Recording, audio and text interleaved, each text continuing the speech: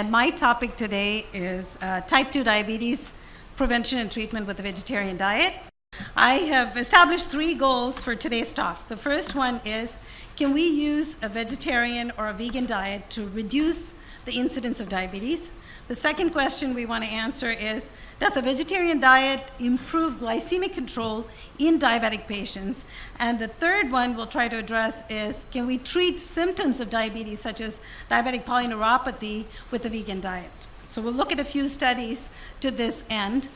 Type 2 diabetes is an epidemic in this country. I think the slide showed lower incidence in 2015. The incidence of type 2 diabetes in age 20 and older is 30.3 million people in America in 2015 had type 2 diabetes, fully diagnosed type 2 diabetes. And for people age 65 and older, that number is 12 million. And they estimate so about 10% of the population has type 2 diabetes. And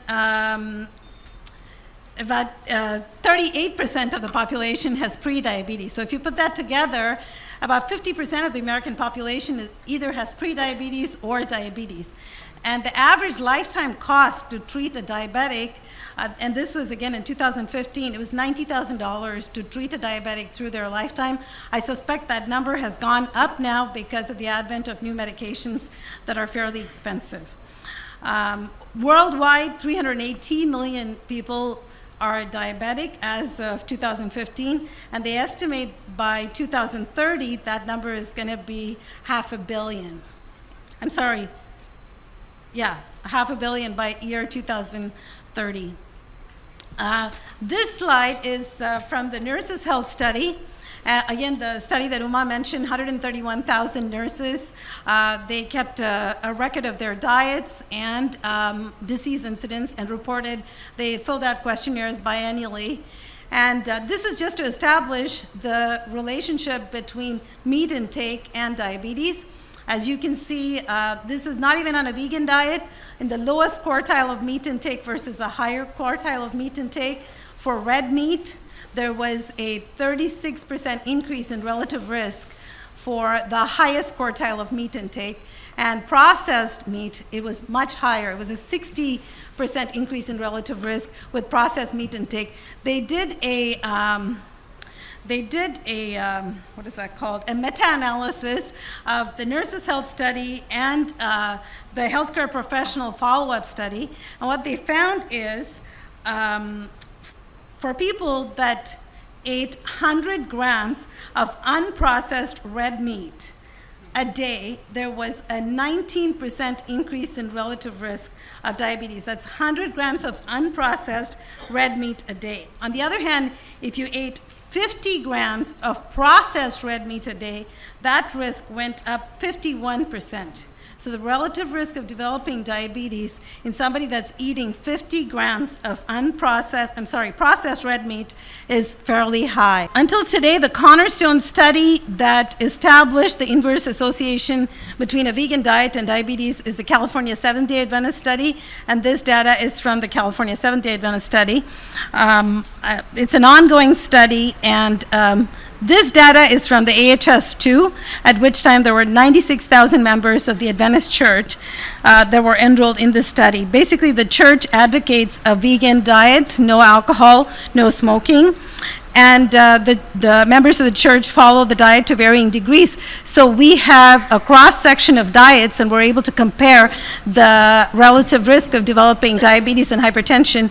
And as you can see, there is a remarkable reduction in the development of diabetes and hypertension in these groups.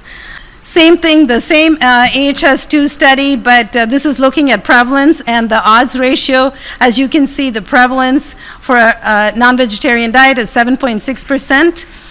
Of the population had diabetes. That goes down to 6.1% just by reducing the meat intake to 1 time a week. You're reducing the risk. So the semi-vegetarians are people who ate meat at least once a week, No, at least once a month, but not more than once a week. The pesco vegetarians are people that included fish in their diet as well, and again, you can see that regression in risk. lacto-ovo-vegetarians, more than half their risk, and vegans were, again, much less than half the risk. The second bar graph is the odds ratio for developing diabetes in this same population, but this is adjusted for BMI, age, sex, ethnicity, physical activity, and other variable factors. And even after adjusting for BMI, you can see that there was almost 50% reduction by going from vegetarian to vegan diet. I also wanted to point out that there was significant differences in the different ethnicities within the Adventist Health study. Going back to that first study about the prevalence of diabetes, the prevalence of diabetes in the white population is about 7.4% of the population. In the black population, it's about 12.1% of the population. And in Hispanics, it's 12.9%. In American Indians, it is 15%. It is estimated that 50% of American Indians will become diabetic by the age of 55. So it's interesting that the black population within the Adventist Health Study, the advantages of being vegan were much greater. As you can see, for the non-black population, by going pesco-vegetarian, they decrease the risk of they decrease the odds of being diabetic by 21%, whereas that number is 39% for the black population. By being lacto-ovo, you reduce the odds by 39% in the non-black and 53% in the black population. So there's significant ethnic differences as well, and I suspect this might be true for the Asian Indian population as well, which has higher risk even within the Asian population. Asian Indians have a higher risk of diabetes. So this study is Physicians Committee for Responsible Medicine, Neil Bernard's group out of Washington, D.C., and they took 99 patients and put 50 of them on an ADA diet and the other 49 in a low-fat vegan diet. The low-fat vegan diet, they did not have any calorie restrictions. They could eat as much as they wanted. But if you were in the ADA diet group and your BMI was over 25, they introduced energy deficit or calorie deficit of 500 to 1,000 calories. And in spite of that, they found this slide is for people who did not have any medication changes. They did change medications in some people to get them to go at least below 8 of A1C. This slide is for people who did not make any medication changes. Their A1C levels went down 0.38 in the ADA diet and 1.23 on average on a low-fat vegan diet. And as you can see, there was weight loss, reduction in LDL cholesterol, decrease in urinary microalbumin, and also reduction in medications overall.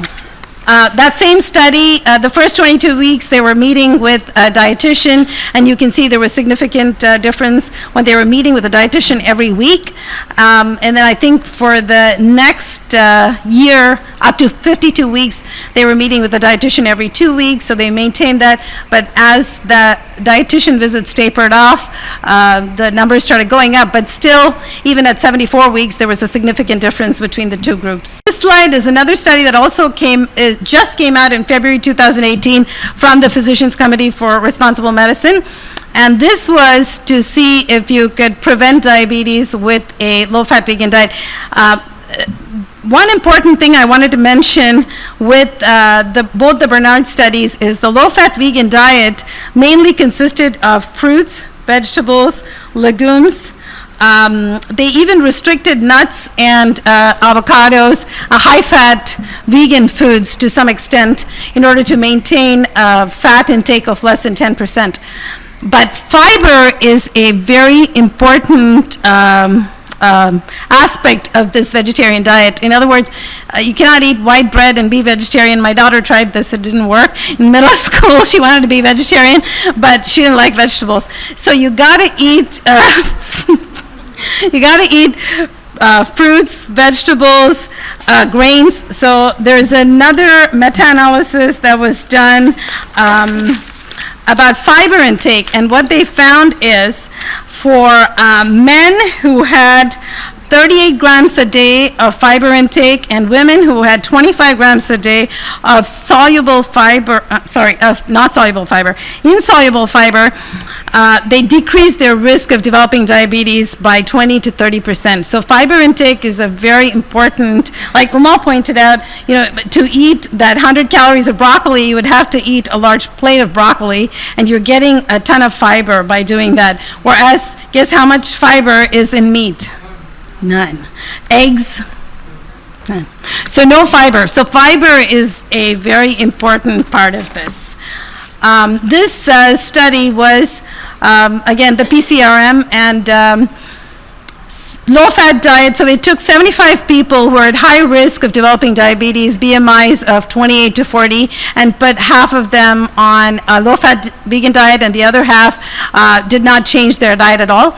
And as you can see, the top part, the I, is the intervention group. In the intervention group, what they saw was an increase in meal-stimulated insulin secretion. So it improved beta cell sensitivity to secreting insulin, and when there was an increase in insulin secretion, of course, there was decrease in postprandial glucose, but there was also a decrease in fasting glucose as well.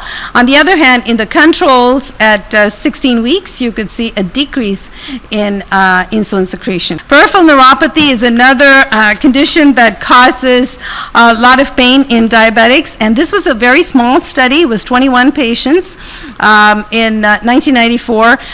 21 patients who had an in-residence diet and exercise program for 25 days, and out of the 21 patients, at the end of 16 days, 80% of them had a complete resolution in their neuropathic pain. And they were able to decrease their medications as well. And when they followed these people 4 years out, 71% of the 17 people continued to be vegan, and except one of them, the rest of them continued to be pain-free after 4 years. So this is also very interesting. A lot of people come to us, and the previous slide showed you all the medications that people take for diabetic neuropathy. I think that concludes my study with the same quote from Hippocrates. Thank you very much.